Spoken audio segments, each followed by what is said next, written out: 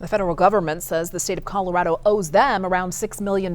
So this is related to Medicaid funding the Fed says the state officials spent on people who were already dead. Denver 7's Danielle Kreuter is looking into this tonight. So Danielle, the state says they have no plans on paying the money back. So what's going on here?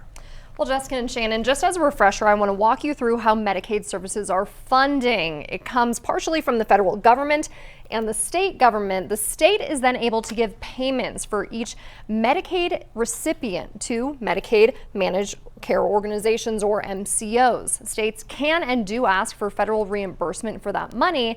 The MCOs then use that funding for services.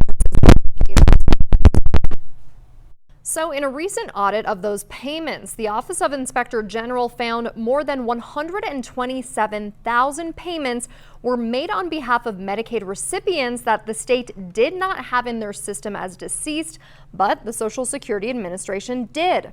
Another 106,000 payments were found that were made for enrollees that the state system did know of as deceased, but paid for anyway. To come up with a total number of federal funds used, the Inspector General grabbed a random sample of more than 100 of these cases and used that amount to determine the state of Colorado owes them $3.8 million for spending money on people who aren't alive, and another $2.2 million for other overreported costs, totaling $6 million. Neither the state nor the feds were available today for an interview, but the state is clear they have no intention of paying back the money. They point to that sampling strategy that came up with the estimate, calling it an inadequate approach, even saying they dispute the people in that sample group were not actually deceased. The state's policy is to contact a recipient before terminating their services, something they say the Inspector General did not do in their audit. The state adds since then their policies and procedures have been updated to better identify when a recipient is listed as dead. And so what now? The feds say that they do stand by the strategy used for the audit and they have no plans on changing that total amount. So have other states had the same problem?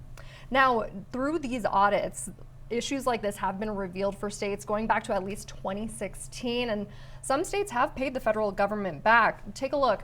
Of the 14 states listed here, Michigan, New York, and Kansas still had outstanding payments as of 2022, but the audit says the Centers for Medicaid Services are working with all three. It would also be CMS that would work with the state on exactly how much Colorado would need to pay back.